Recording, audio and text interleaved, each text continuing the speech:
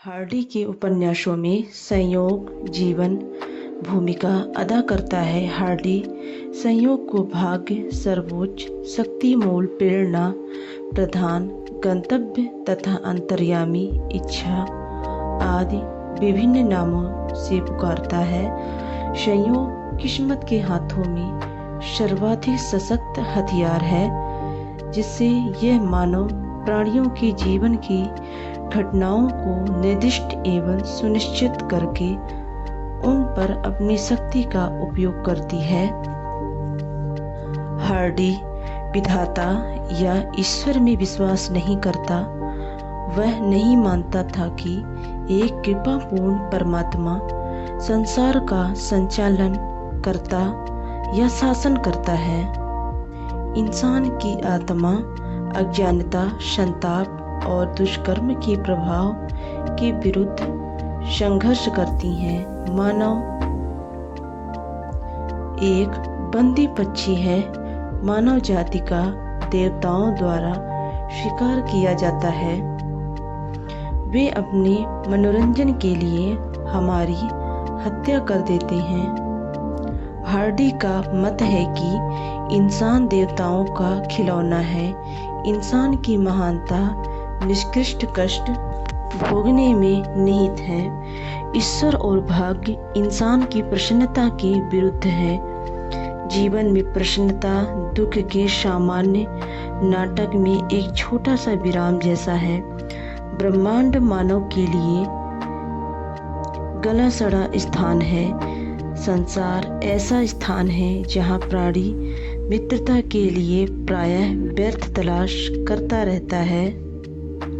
Hardy को संसार में मानव पीड़ा एवं अन्याय दिखाई देता है, जबकि हार्डी के उपन्यासों में मानवीय जीवन को बर्बाद करने के लिए काफी हद तक पात्र जिम्मेदार होते हैं। परिस्थिति एवं संयोग प्रायः निर्णायक भूमिका अदा करता है। हार्डी मानता था कि एक दुष्ट शक्ति ब्रह्मांड पर शासन करती है, जो इंसान के अपने भाग्य को सुधारने या खुशी हासिल करने के लिए किए गए प्रयासों को विफल करती है। वह उपकारी विधाता में विश्वास नहीं रखता है। घटनाएं बहुत दुर्भाग्यपूर्ण होती हैं, अतः वे निश्चय ही किसी अलौकिक शक्ति द्वारा बुनी हुई होनी चाहिए। उसका विश्वास था कि भाग्य या कुदरत कभी कभी उदासीन रहते हैं, लेकिन बहुधा इंसान की खुशियों के विपरीत ही रहते हैं। किस्मत की कटुता का एक प्रदर्शन तो परिस्थितियों की विमुखता है, जो हमें हार्डी के उपन्यासों में मिलती है।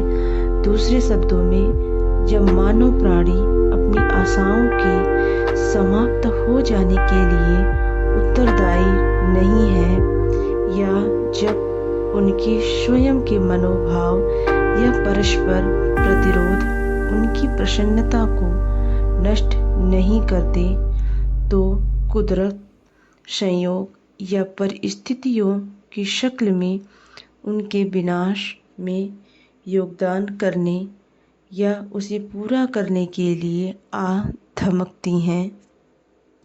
पढ़िए संयोग एवं परिस्थिति की मारी यह कहानी। इस उपन्यास की नायिका के पिता जॉन डर्बीफील्ड बहुत गैर जिम्मेदार व्यक्ति हैं। वह बड़ी मुश्किल से अपने परिवार के लिए खर्चा जुटा पाते हैं। जॉन से बढ़कर अधिक निकटतम पात्र इस उपन्यास में नहीं है। पार्सन ट्रिघम ने जॉन को सूचना दी। जॉन का संबंध सुप्रसिद्ध और कुलीन परिवार में डी अर्विल्ज से है। यह परिवार अब नहीं रहा, परंतु अपने समय में यह बहुत प्रतिष्ठित और यशस्वी था। जॉन खबर पाते ही गर्वित हो उठा। वह साधारण परिवार का सदस्य नहीं है। ट्रिघम की बात जॉन के सिर चढ़ गई। उसकी पत्नी जॉन डर्बीफील्ड खबर सुनकर फूली न समाई। वह अपने अभिमान और कुलीन वंश पर बहुत गर्व करती है। दोनों इस बात पर सहमत हैं कि उन्हें अब समृद्ध परिवार की तरह रहना चाहिए। इस इलाके में इसी नाम का एक परिवार रहता है। जॉन अपनी बेटी टेस से अनुनय विनय करती है कि वह अपने सगे संबंधियों से एक बार मिल ले तो शायद उसके बुरे दिन खत्म हो जाएं और टेस को एक अच्छा जीवन साथी मिल जाए। जॉन की अपनी बिटिया की योग्यता पर पूर्ण विश्वास है कि वह इस परिवार से लाभ उठा सकेगी। टेस को इस बात पर जरा भी विश्वास नहीं, परंतु अपने माता पिता के बार बार समझाने पर दिल से न चाहते हुए भी वह उस परिवार का रिश्ता नहीं है, उस परिवार के सदस्यों से मुलाकात करती है।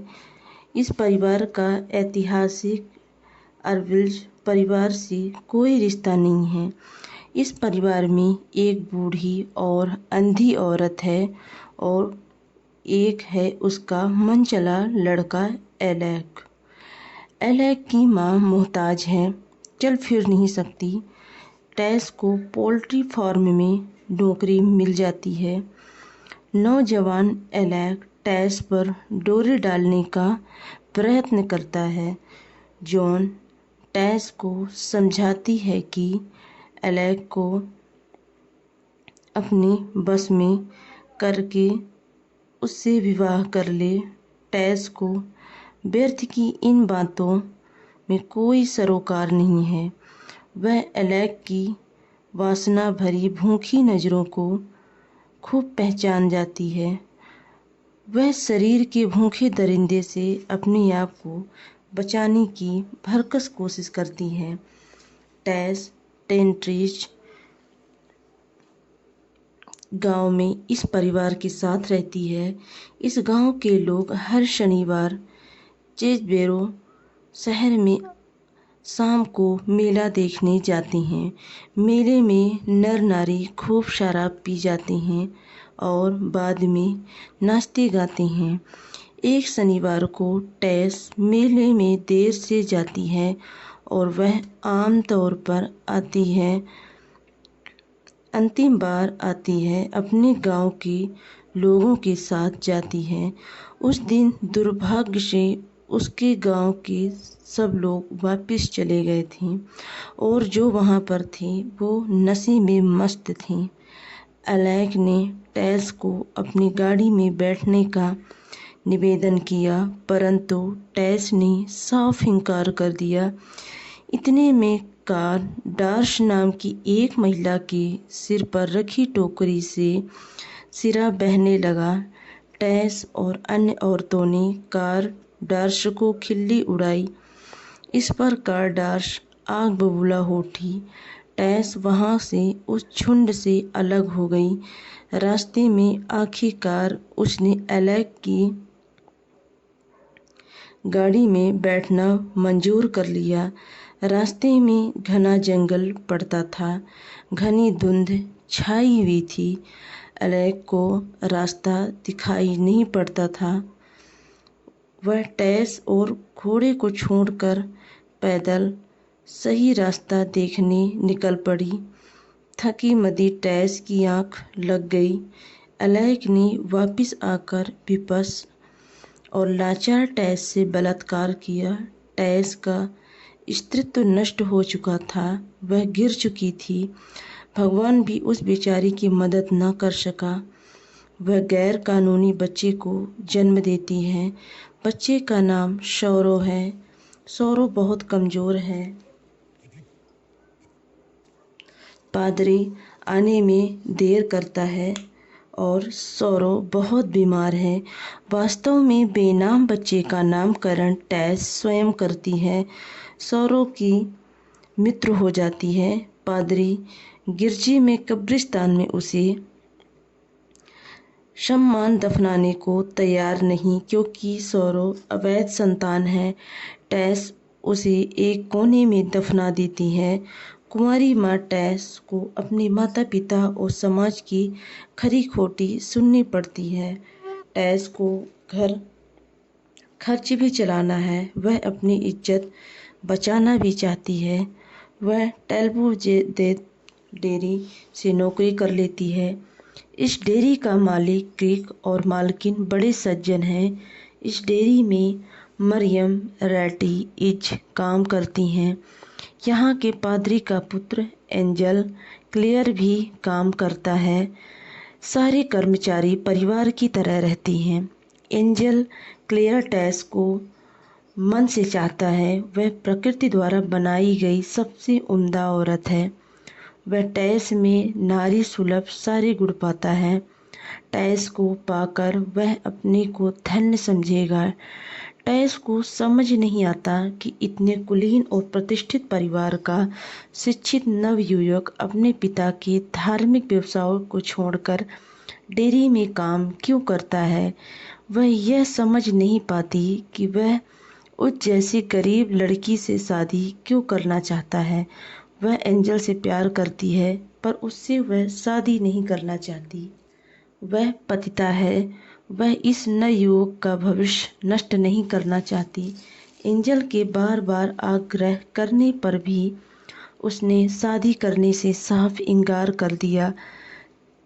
उससे कितनी ही बार अपने अतीत के पाप को अलैक के साथ बलात्कार तथा अवैध संतान की बात एंजल को बतानी चाहिए, परंतु एंजल को हर बार बीच में टोक दिया। टेस ने 4 पृष्ठ का पत्र लिखकर अपने अतीत के पापों का बखान किया और यह चिट्ठी उसने एंजल के कमरे में दरवाजे के नीचे डाल दी। यह चिट्ठी एंजल को नहीं मिली। वह दरी के नीचे छिप गई। एंजल ने टेस को लाख मना करने पर भी उससे शादी कर ली। शादी की पहली रात ही दोनों में नफरत की दीवार खड़ी हो गई। एंजल ने टेस को बताया कि जीवन में उसने एक लड़की से सहवास किया था। टेस उसकी गलती को एकदम माफ़ कर देती है और अलैक के साथ अपने अवैध संबंधों का जिक्र भी कर देती है। एंजल के स्वप्न टूट गए। उसने जिसको आदर्श नारी माना था वह पतिता निकली।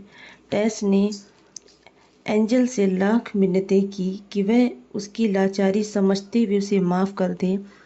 एंजल का निर्णय अंतिम है। वह पतिता को स्वीकार नहीं कर सकता। एंजल के सारे अरमान आज धूल में मिल गए हैं। टेस एंजल से प्रार्थना करती है कि वह स्वयं उसकी हत्या कर दे या उसे आत्महत्या करने की आज्ञा दे दे। एक रात की दुल्हन टेस को खोखले आदर्शवादी एंजल में काफ़ी बहस होती है। अंत में निर्णय होता है कि एंजल व्यापार के बहाने ब्राज़ील चला जाएगा और टेस अपने माता पिता के पास रहेगी।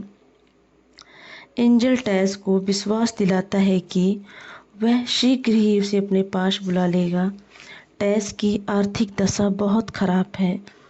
उसे अपने परिवार को भी पालना है। वह लोगों की जली कटी नहीं सुन सकती। वह फर्लिंड कुम्बेस नामक गांव में काम शुरू कर देती है। यहाँ काम बहुत मुश्किल है। इस प्रदेश की जलवायु ठंडी है। मरियम रैटी तथा अन्य सहेलियों की सहायता से वह निष्ठुर मालिक के खेत में कठिन काम करने की आदी हो गई है। टेस की प्रसन्नता यह है कि यहाँ उसे कोई नहीं जानता। अनायास उससे मुलाकात अलैक से होती है। अब अलैक महाशय धर्म प्रचारक बन चुके हैं। उनका हृदय परिवर्तन हो गया है।